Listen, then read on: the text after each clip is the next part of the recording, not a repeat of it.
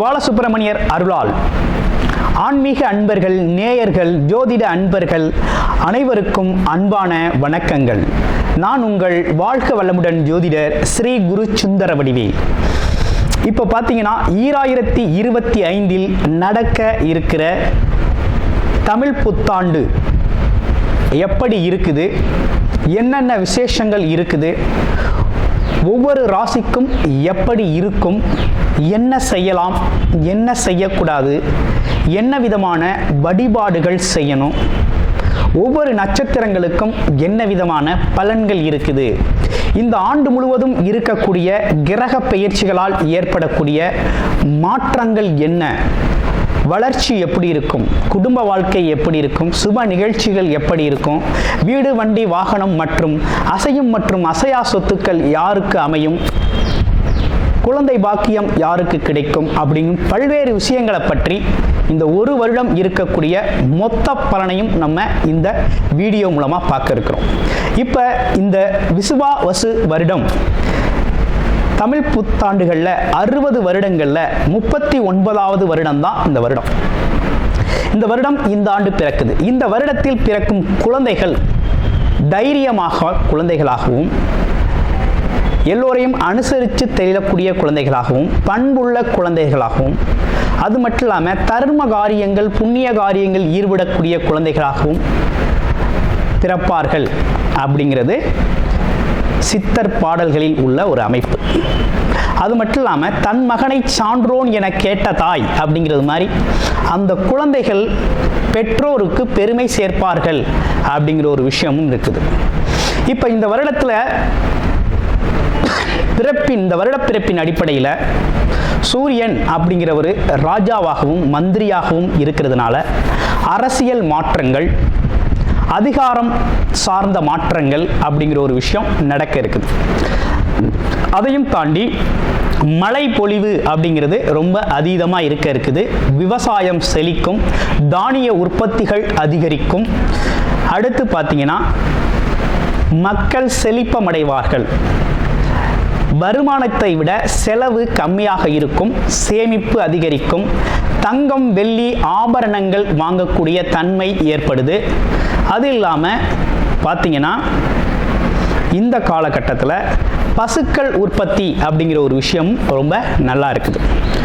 அடுத்து பார்த்தீங்கன்னா மக்கள் மீது வரி அப்படிங்கிற ஒரு விஷயம் அதிகரிக்கக்கூடிய சூழ்நிலை அப்படிங்கிறதும் இருக்குது. ஆக மொத்தத்தில் இந்த விசுவாவசு வருடம் அப்படிங்கிறது மற்ற வருடங்களை விட இந்த வருடத்தில் மக்களின் வளர்ச்சி அப்படிங்கிறது நல்லா இருக்கு. திரைப்படத்துறை ரொம்ப நல்லா இருக்கு.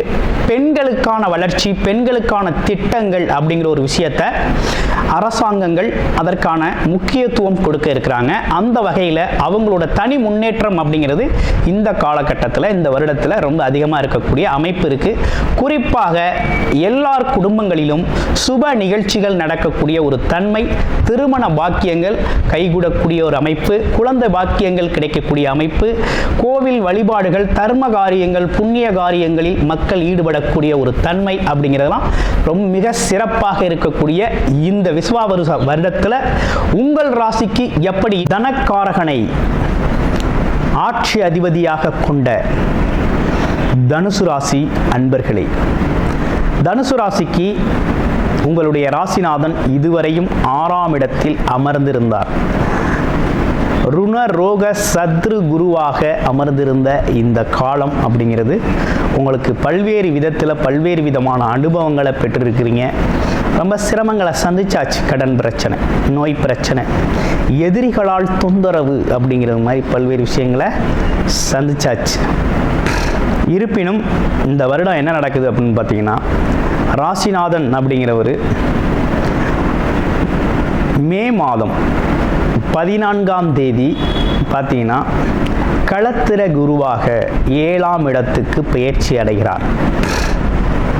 இந்த 12 வருடங்களுக்கு ஒரு முறை மட்டுமே தன்னுடைய ராசியை தான் பார்க்க முடியும். அதுவும் தனுசு ராசி அன்பர்களுக்கு கிடைச்ச கிஃப்ட் அப்படின்னா இதுதான் அருமையான கிஃப்ட். அடுத்து பாருங்க, ராகு கேதுக்கள் உங்களுடைய ராசிக்கு 4, 10ஆம் இடங்களில் இருந்த ராகு கேதுக்கள் மே மாதம் 18ஆம் தேதிக்கு பிறகு 3, 9ஆம் இடங்களில் பெயர்ச்சி அடைகிறார்கள். அதே நேரத்தில் இவ்வருடம் முழுவதும் சனி பகவான் அர்த்தாஷ்டம சனியாக சஞ்சாரம் செய்கிறார். இந்த காலகட்டம் உங்களுக்கு எப்படி இருக்க போகுது அப்படின்னா, தனுசு ராசிக்கு அப்படின்னு எடுத்துக்கிட்டோம்னா தொழில்துறையில் மிகப்பெரிய நல்லதொரு வளர்ச்சி அப்படிங்கிறது ஏற்படும்.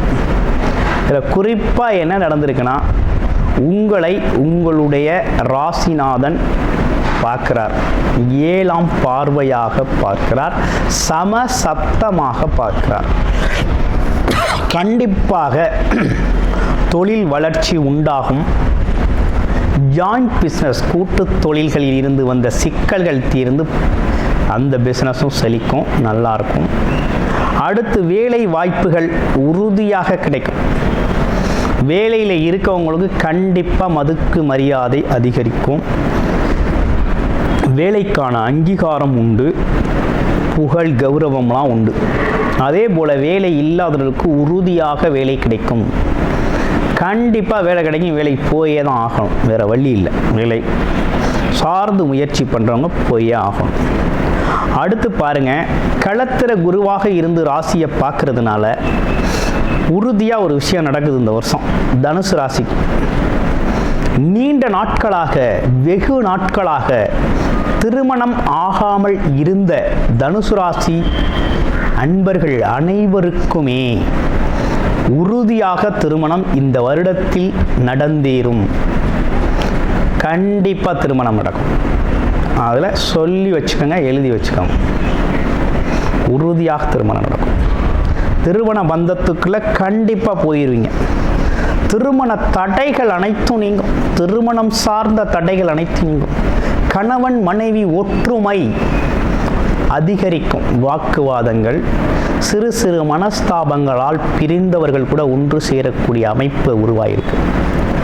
அடுத்து பார்த்தோம்னா, வீடு, மனை, வண்டி, வாகனங்கள் வாங்கக்கூடிய அமைப்பு அப்படிங்கிறது தனுசு ராசிக்கு ஏற்படுது. அதே காலகட்டத்தில் தங்கம், வெள்ளி போன்ற பொருட்களையும் வாங்கக்கூடிய அமைப்பு ஏற்படுது. தங்கம், வெள்ளி போன்ற பொருட்களையும் வாங்கக்கூடிய யோகம் ஏற்படுது. ஆபரண தங்கங்கள் வாங்கக்கூடிய அமைப்பும் ஏற்படுது. ஓகேங்களா? அடுத்து பார்த்தோம்னாக்க, குறிப்பாக தனுசு ராசி அன்பர்களை பொறுத்த வகையில் இந்த வருடத்தில் வேலை சார்ந்த, உத்தியோகம் சார்ந்த துறைகளில் வேலை பார்க்குறவங்க வேலைப்பளு அதிகமாக இருக்குது அப்படின்னாலும், வேலைப்பளு அதிகமாக இருந்தாலும் கூட அந்த வேலைப்பளு ஏற்றபடி, உழைப்புக்கு ஏற்றபடி நல்ல ஒரு வெகுமதி, மதிப்பு, பணம், பொருளாதாரம் அப்படிங்கிறது சிறப்பாகவே அமையும். அப்போ முயற்சிக்கேற்ற வருமானம் அப்படிங்கிறது கண்டிப்பாக உண்டு. தாய் மற்றும் தந்தையோட உடல் ஆரோக்கியத்தில் கவனம் எடுத்துக்கணும். 4ஆம் இடம் சனி பகவான் அமர்ந்திருக்கிறார். 9ஆம் இடம் கேது பகவான் அமர்ந்திருக்கிறார். அதனால் கவனம் எப்படி இருக்கணும்னா, தாய் உடல் ஆரோக்கியம், தந்தை உடல் ஆரோக்கியம் கவனம் தேவை, அவசியம். அடுத்து பார்த்தோம்னா, கணவன் மனைவி ஒற்றுமையெல்லாம் அதிகரிக்கக்கூடிய நல்ல காலகட்டமாக இருக்குது. ஆமாம், மாணவர்கள், படிக்கிற குழந்தைகள்லாம் நல்லா படிப்பாங்க. படிப்பு நல்ல வளர்ச்சி அடையும். படிப்பில் முன்னேற்றம் இருக்கும். ரொம்ப இன்ட்ரெஸ்டிங்காக போகும். அடுத்து குலதெய்வ வழிபாடுகள் மிகப்பெரிய பலனை தரும். அதே போல் தர்ம காரியங்கள், புண்ணிய காரியங்களில் ஈடுபடுறது, யாத்திரைகள் போகிறது அப்படிங்கிறதெல்லாம் ரொம்ப முக்கியம். இந்த காலகட்டத்தில் மிகப்பெரிய சிறப்பை தரும் தனுசு ராசி அன்பர்களுக்கு. அப்போ இந்த வருடம் ஃபுல்லாக எப்படி இருக்குது அப்படின்னா, இப்படி தான் இருக்குது. இப்போ சொன்ன விஷயங்கள் அனைத்துமே மிகவும் சிறப்பான விஷயங்களாக உங்கள் வாழ்க்கையில் நடந்தேறும். அதுலேயும் குறிப்பாக உங்களுடைய பிறப்பு ஜாதகம் அப்படிங்கிறது ரொம்ப முக்கியம். பிறப்பு ஜாதகத்தில் என்ன தசாபுத்தி அமைப்புகள் இருக்குது, அது இந்த காலகட்டத்தில் இருக்கக்கூடிய இந்த கோச்சார நிலை சிறப்புகளை பயன்படுத்துதா இல்லையா அப்படிங்கிறத பார்த்துட்டு முன்னேறி செல்வது அப்படிங்கிறது ரொம்ப முக்கியம். அனைவருக்கும் பார்த்தீங்கன்னா பரிகாரம் அப்படின்னு எடுத்துக்கிட்டோம்னா, அர்த்தாஷ்டம சனியாக இருப்பதால் ஆஞ்சநேயர் நெய் தீபம் ஏற்றி வழிபாடு கண்டிப்பாக செஞ்சுக்கிட்டு வரோம். ஓகேங்களா, உறுதியாக செஞ்சுக்கிட்டு வரோம். அடுத்து விநாயகர் வழிபாடு அப்படிங்கிறது தொடர்ச்சியாக செஞ்சுக்கிட்டு வரோம்.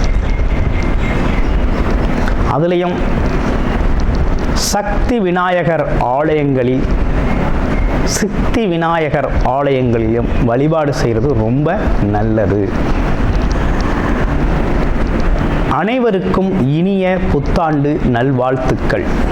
கூடுதல் தகவலாக நேயர்களின் விருப்பத்திற்கிணங்க நமது ஸ்ரீ பாலசுப்பிரமணியர் ஆலயத்தில் அனைத்து விதமான சகல விதமான தோஷங்களும் நிவர்த்தி அடைய பரிகார பூஜைகள் தொடர்ச்சியாக நடக்க இருக்குது.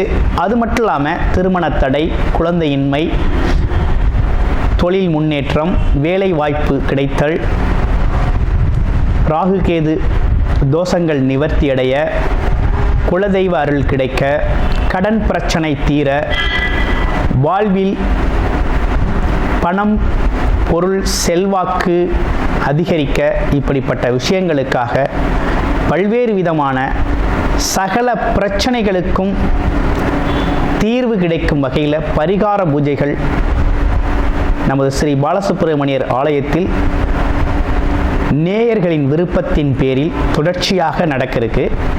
உங்களுக்கு விருப்பம் இருக்கும் பட்சத்தில் டிஸ்பிளேல தர நம்பருக்கு கால் பண்ணி உங்களுக்கான பரிகார பூஜைகளை ஸ்ரீ பாலசுப்பிரமணியர் ஆலயத்தில் செய்து கொள்ளலாம். நன்றி, வணக்கம்.